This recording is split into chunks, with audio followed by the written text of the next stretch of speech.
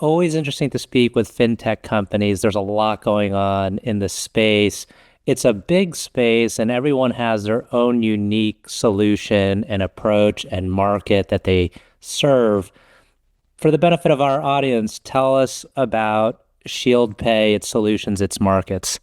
Yeah, of course, of course. And you're right. You're absolutely right. Fintech is a huge space, and lots of problems to be solved. And I think that's why we all exist, which is brilliant. So Shieldpay, so who are we? Shieldpay is a payment company, regulated payment entity in the UK. We're regulated by the FCA. And what we do in very, very simple terms is we provide a solution to the legal sector, and through the legal sector, solving for client monies. So we have a solution with three main pillars. We have verify, hold, and disburse. So we do that first. We do all the data capture, and then we verify all of the payees and payors, and make sure that it's as simplified as possible, as automated as possible, and it can be a super complex deal, ownership structure of a company. It could be a complex situation that needs verifying, and we can manage that, or it can be a really simple sanction check, or ID&V, and so we've got quite a scalable solution for verify. Hold, exactly the same, so we can hold the money, and we can hold money for any duration, I say any duration, then I have my chief compliance officer in my head and MLRO saying there are limitations within, so it's about 100 years. Any currency as well within risk appetite, we can hold that money. So we receive money in and hold it. So that's like an escrow, or if something needs to have an instruction, we can hold on to that. And then we can make payments out. So we have a really sound ecosystem of payment rails. So we can send money anywhere, any jurisdictions, any value, any volume, again, within risk appetite. So that's that end-to-end solution. So our typical clients, for example, like I said, are law firms. So we do paying agents and escrows for mergers and acquisitions, for real estate. We also do litigation payments. So solving class action lawsuits. Once they're solved, we will then do the disbursement of payments. It's great because what you really highlight, what Shieldpay highlights, are the complexities, with payments, with the legal services. And I'm curious if much of the market now is still doing it very manually. Oh, massively, massively, massively. It is still, even when, so our biggest competitor, in honesty, are the law firms themselves, because they still, in the UK particularly, they do money movement, they do client money management. And it's all a real kind of mix mash of solutions and tools, all kind of plugged in together, or manual spreadsheets. And the other interesting point that you just made is that the complexity behind this, and one of as part of our mission, we talk about complex high value payments, and we solutionize for that. However, to me, a complex payment, they're not really that complex because I work in that industry, but complex is so personal to the end user. And what we care about is that end person, is that movement of money. It matters to everybody. And we make that as streamlined, seamless as possible, with appropriate friction for regulation and for ease of understanding. But yeah, we care about getting the money into the right hands at the right time. Would love to hear a little bit about your background and, maybe what you did previous to Shieldpay, what brought you to the company, and then your kind of path within the company. Yeah, of course. You might have already been able to tell I'm a bit of a payment nerd. I love a payment. I love how complicated they are. So my background, I'm 20 years of financial services, and that's through banking and fintech. So I did some of the big banks here in the UK, did that for just over 10 years. And then I've just done just under 10 years in the fintech space. All in payments. So when I joined, I did retail banking, then I joined banking in the transaction space, so moving money internationally and domestically for corporates, and then went into fintech to simplify payments as much as possible. I joined Shieldpay 4 years ago, and or coming up 4 years ago, and the reason for me joining Shieldpay, in all honesty, was all about mitigating fraud, and that's the bit, and that's where we come from. So Shieldpay was founded by Pete and with a superb mission to basically ensure that money can be received safely and sent safely and securely, and held securely as well in escrow, and get escrow more digitally available for people. But it was all that safety and soundness that was really important to me, while simplifying those payments. So I joined Shieldpay at the end of 2021, and I joined as ops director, and came on board to have a look at how it was operating as a business, and particularly for our customers. And then as I joined kind of the founding team, and then I was promoted to COO sort of within the year, and then I was appointed as CEO in the middle of last year. So yeah, almost a year in seat now, and that's been my journey here. Fantastic. And now with the CEO hat on, I'm sure, as it had been in the past as well, probably growth is top priority. And can you tell us a little bit more about your target clients and maybe the cohort that is most interesting to you? Is it primarily law firms? Yeah. Oh, yeah.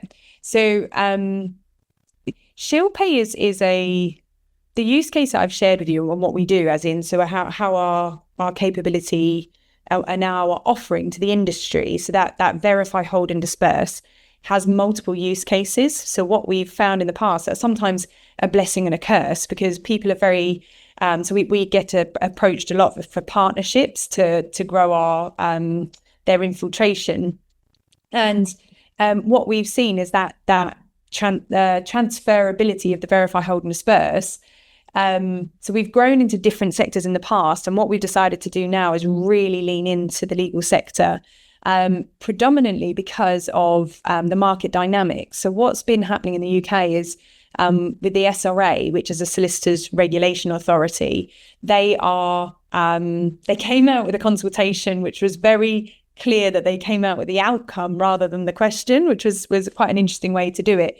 But it was basically to say we don't want law firms to hold client money anymore. We want that outsourced. So that's consultation's closed. We're expecting a response to that in May next year. We've been part of that consultation and working with the SRA and the law firms. So where I'm going with this and why I'm talking about that particularly is something that is lacking in this industry is optionality for law firms. So they can either have a bank and they can use that bank and have an in-house team to manage it, or they can use a third-party payment provider like us.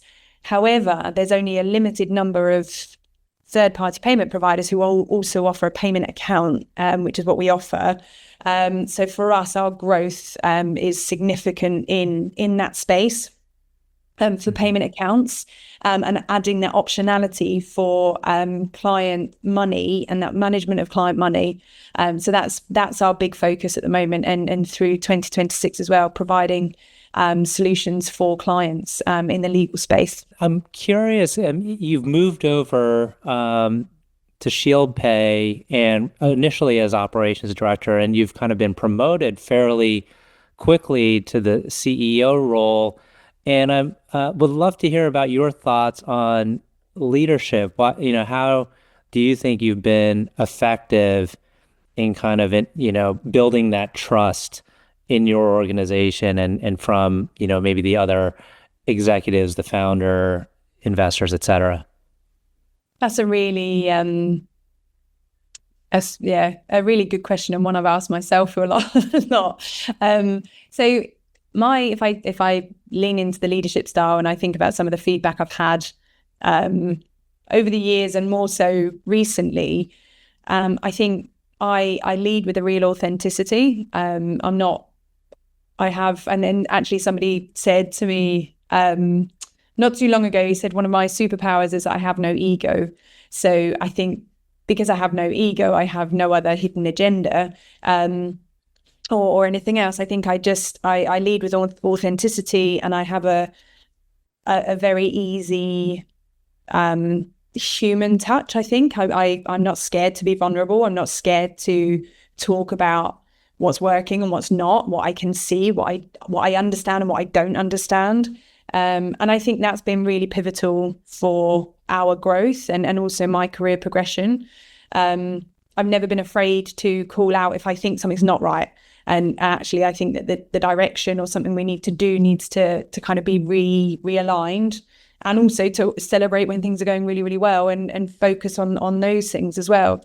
So I think that's played a big part for the business, but also I think for myself, I have my values are very strong.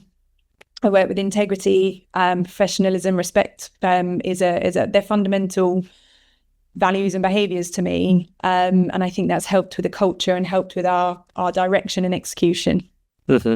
Yeah, and moving in towards culture, this is another area we like to touch on because it's frequently critical to whether or not a company can continue and sustain its growth.